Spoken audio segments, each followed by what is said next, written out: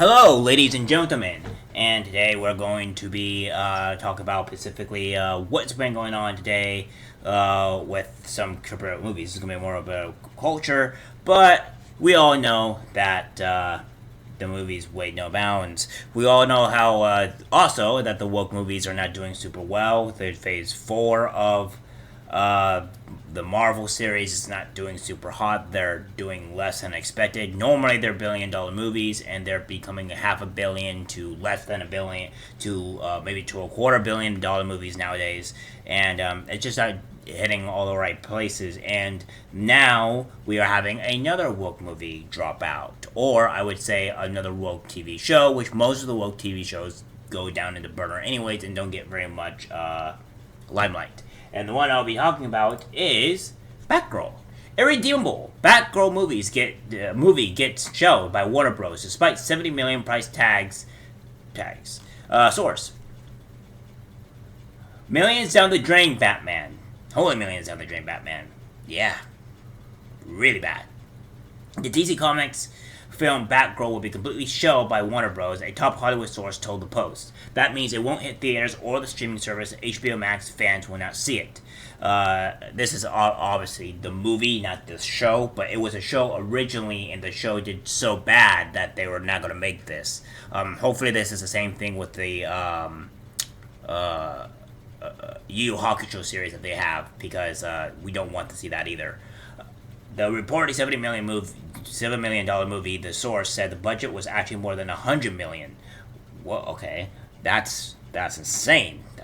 That's actually a lot of money to just not have to just go out and just not spend, or I guess not use, and make sure you get some type of like money back. But they're just going to decide to can it, which was doing test screenings for audiences in anticipation of a late 2022 debut, would rank among the most expensive cinematic styles ever.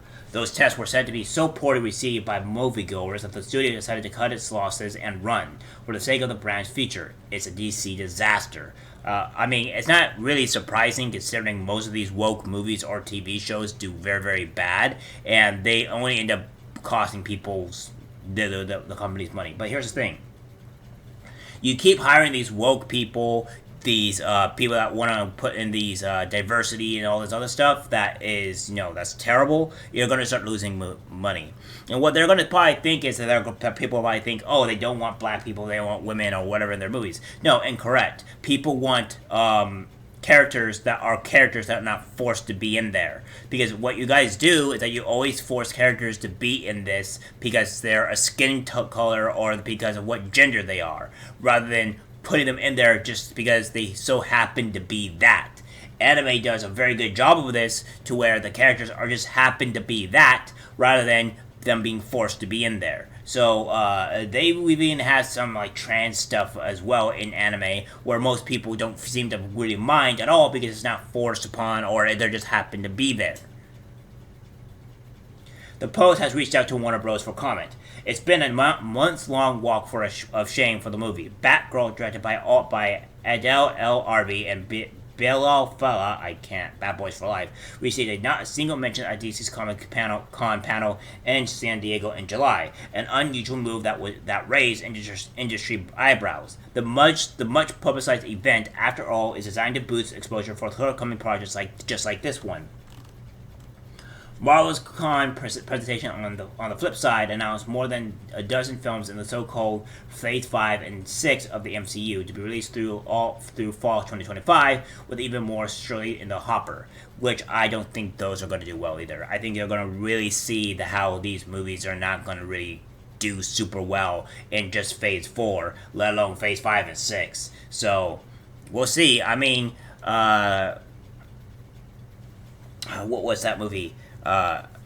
Doctor Strange apparently did really well, but I don't know about any of the other movies that are going to be doing super great. So we'll see. Again, which stars Leslie Grace in the title role alongside J.K. Simmons, Michael Keaton, and Brendan Fraser, was originally planned for an HBO Max release. The Puck newsletter reported in April that WB's then chair Toby Emmerich was considering a theatrical run for the film too, but Emmerich stepped down in June to form his own production company. Not long after Warner Bros. Merged with Discovery and David Zaslav became the CEO of the new entity, he replaced Emmerich with MGM's Michael D. Luca, who likely had to deliver the Bat News, and Pam Abdi. Well, the film's co-directors have done some scattered interviews about casting. The studio has been mum on plans for Batgirl ever since. Shelving a multi-million-dollar effort would not be unusual for Zaslav, a ruthless cost cutter. Remember, he's the same guy who gave the $300 million streaming service CNN Plus the axe just days after a splashy launch because it didn't snare enough subscribers. And that's probably going to be the same thing for a lot of their movies until they really start making it worth. I mean, DC hasn't been making very good movies in general, and they haven't really been doing all that hot as well. So I don't know. They're in a very serious predicament here, because if they start making actually worthwhile movies of characters, then they're not going to do super great as it is. The budget consensus CEO, according to Friday, has split WB into multiple segments, including a reorganized DC-based film production group. My bad. With that in mind, WB is said to be searching for a head honcho to run the failing DC Extended Universe and whip it into coherent shape. Like Kevin Feige, he did with the far more extensive Marvel Cinematic Universe, which is owned by Disney. The current president of DC Film Production is Walter Hamada. Warner Bros. Discovery will report its Q2 earnings and announce future plans on Thursday. DC urgently needs all the help it can get. Unlike the behemoth that is Marvel Studios, whose movies occasionally get bad reviews but reliably print money, DC is disorganized, confusing, not very profitable mess. Aquaman and Wonder Woman 1984 got mixed notices from critics. Birds of Prey and The Suicide Squad were admired flops. They were. Nobody really liked it. It was all stupid. It was terrible. I would not recommend those movies. I actually know somebody that actually enjoyed the Birds of Prey, or rather, the Suicide Squad, not Birds of Prey, I'd correct myself, the Suicide Squad, and I don't know why, but he seemed to like it. I didn't really enjoy it. It was kind of like whatever, so be as it may, people have their certain tastes. The Batman performed okay at the box office for Warner Bros., netting $770 million with an R rating, and it got good notices. I would say that's pretty well done for a DC movie, honestly, but that's just my opinion.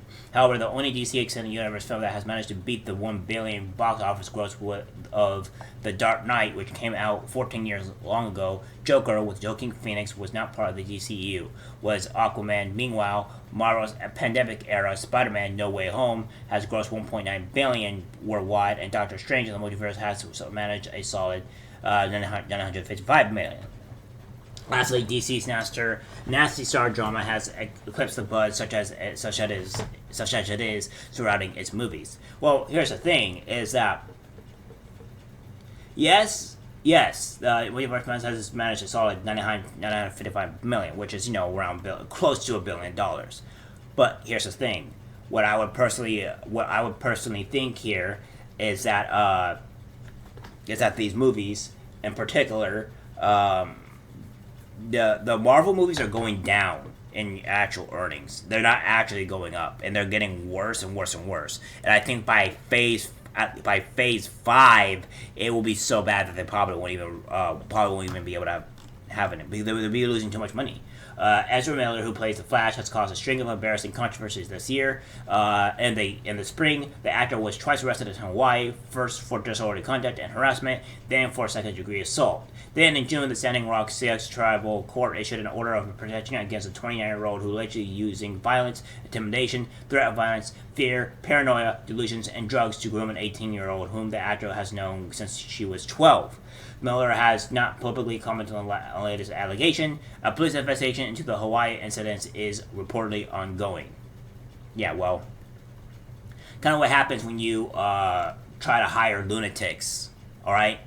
Stop hiring lunatics. properly vet these people might be a great idea to start.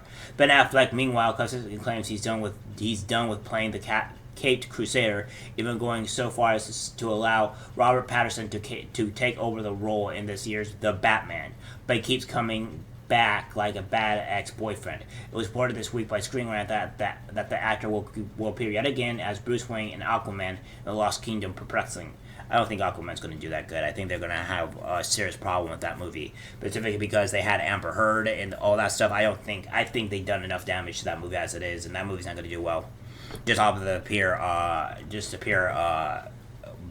crap that has happened with Amber Heard. And Gal Gadot is said to be starring in a Wonder Woman 3, which I don't think that's going to do well either, but the actress and director Patty Jenkins have said nothing, including a title or release date. Beyond that, they're throwing around script ideas. DC, which squanders the legendary properties with abandoning, appears to have no grand plan whatsoever. Soon, however, Wonder Woman won't be the one holding the golden lasso anymore. Instead, power will be wielded by an all-controlling DC film production head who will attempt to turn things around before they arrive, killing Batgirl on September 1st. This is the end of DC as a hobby, the source said. Oh, there you have it. I would agree. I don't think the Wonder Woman movie, from what I've seen was all that great, and I think besides Gadot's actual good looks, she can't act at all. So, I mean, we have that as well. So, I mean, I don't think she's a very good actress. I think she's all just eye candy, and that's pretty much it.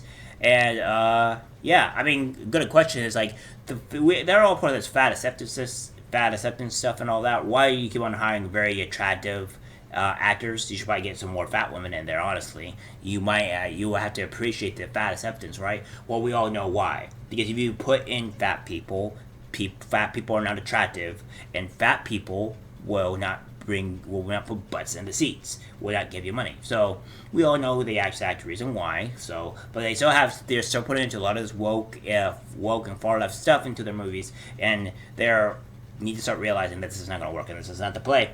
Well, we'll see how everything goes. All right, guys, that's it for the video. Like, subscribe, share, and I'll see you in the next one. Take care.